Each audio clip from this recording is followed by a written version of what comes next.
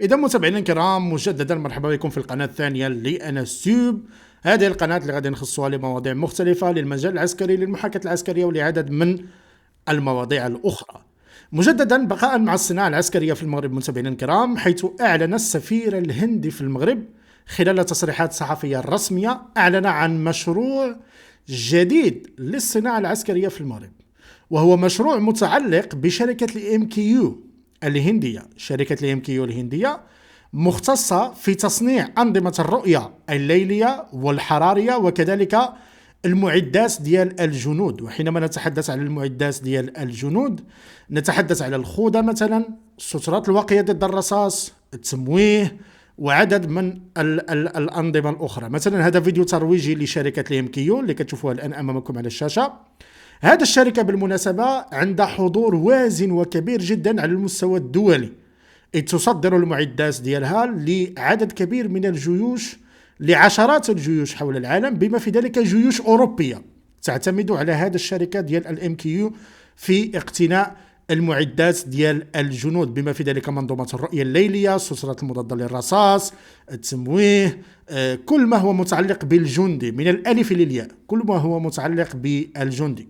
كما أنها تصنع المناظير الحرارية مثلا ديال البنادق. مثلا هنا راه غادي تشوفوا واحد المنظار ديال الرؤية الحرارية مركب على هذه البندقية الهجومية اللي كتشوفوا الآن.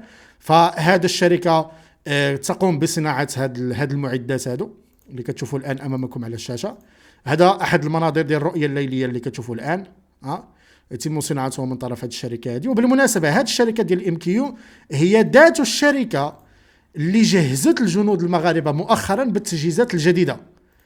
مثلا إلا لاحظتوا هنا نشوفوا مثلا هذه الخوذة هذه اللي كتشوفوا الآن هي ذات الخوذة الجديدة اللي كاينة عند أفراد القوات المسلحة الملكية المغربية، واللي شفناها مؤخرا في مناورة الأسد الإفريقي مثلا وما إلى ذلك من الأمور. راه ذات الخوذة ذات التجهيزات اللي اقتنيناها من هذه الشركة. الآن هذه الشركة حسب السفير الهندي غادي تقوم بتوطين الصناعة ديالها في المغرب، غادي تفتتح مصنع في المغرب باش هذه المعدات كلها تولي تصنع هنا في المغرب. وهذه مسألة جد مهمة متابعينا الكرام، لأن المعدات الفردية ديال الجنود مسألة هامة وهامة جدا بطبيعة الحال في تجهيز الجندي بما يلزم من أجل القيام بمهامه كما يجب. هنا أحد الفيديوهات الترويجية كذلك للمعدات ديال هذه الشركة كما تشاهدون: أنظمة الاتصال، أنظمة الرؤية الحرارية، أنظمة الرؤية الليلية، المعدات ديال البنادق الهجومية، التجهيزات ديال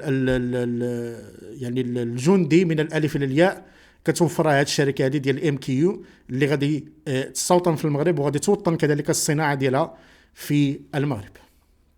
إذن كما تشاهدون الآن أمامكم على الشاشة، شفتوا هذا المنظار هذا دابا اللي كيدار هنا؟ هذا المنظار هذا مثلا ديال المنظار ديال القناص، راه هذا منظار حراري ماشي منظار عادي. هذا ماشي منظار عادي، هذا راه منظار حراري، منظار حراري كيشوف من خلال الرؤية الحرارية، ماشي منظار عادي. فهاد الأجهزة هذه غادي تولي تصنع عندنا هنا في المغرب، غادي تولي تصنع عندنا هنا في المغرب. نديروا واحد زيارة للموقع ديال الام كيو. هو هذا هو الموقع ديال الشركة ديال الام كيو اللي غادي تستقر في المغرب. دونك كتصنع حتى البلاتفورم ارمورين. شوف هاد البلاتفورم ارمورين شنو كاين فيها، كافر بلاتفورم بروتكشن. اوكي، وقيلا كتجهز حتى الدبابات الا ما خفت نكذب. دوك ما كتجهز فقط غير الانظمه ديال الجندي، وانما كذلك كتجهز حتى التدريع ديال المدرعات وديال الدبابات على حسب ما فهمت. اوكي، land platform are critical for safety and اوكي. دوك كيخدموا حتى على المدرعات وعلى الدبابات وما الى ذلك من هذه الامور. كيجهزوا مثلا المدرعات بالتدريع وما الى ذلك من هذه المسائل. مزيان، كيخدموا حتى في الصناعه البحريه، وهذه مساله جد مهمه، لاننا مقبلون كذلك على صناعه بحريه عسكريه، مزيان هذه المساله اننا نتعاونوا معهم في هذا المجال هذا. ولكن حسب السفير الهندي فإن البداية ديال المشروع غادي تكون الاستثمار، ولا غادي يكون الصناعة ديال المعدات ديال الرؤية الليلية وكذلك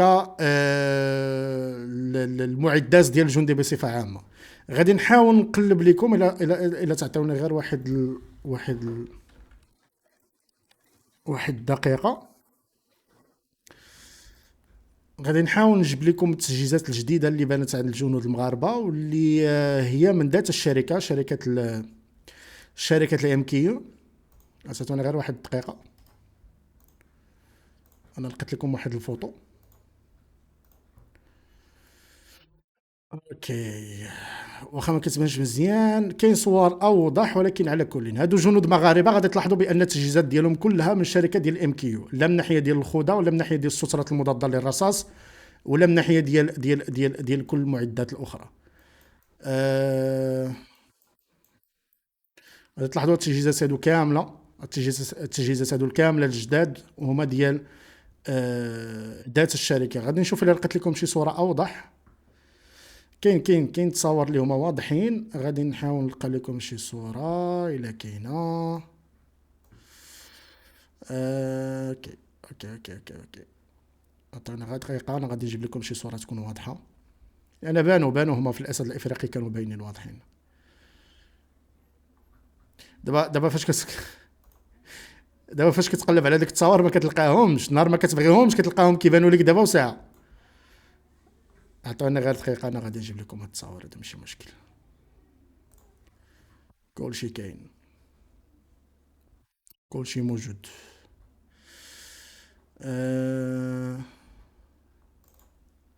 هادي شفناها، هي اللي شفنا دابا.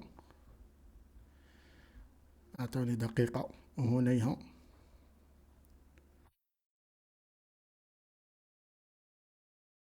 مثلا هادي كاين شي حاجه ما احسن زعما. ولات. انتظروا غادي ندخلوا للمرصد.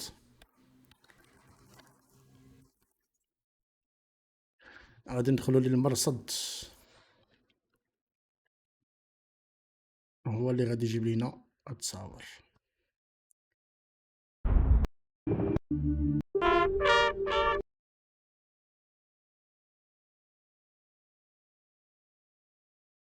ناري فاش كتقلب على الحاجه ما كتلقاهاش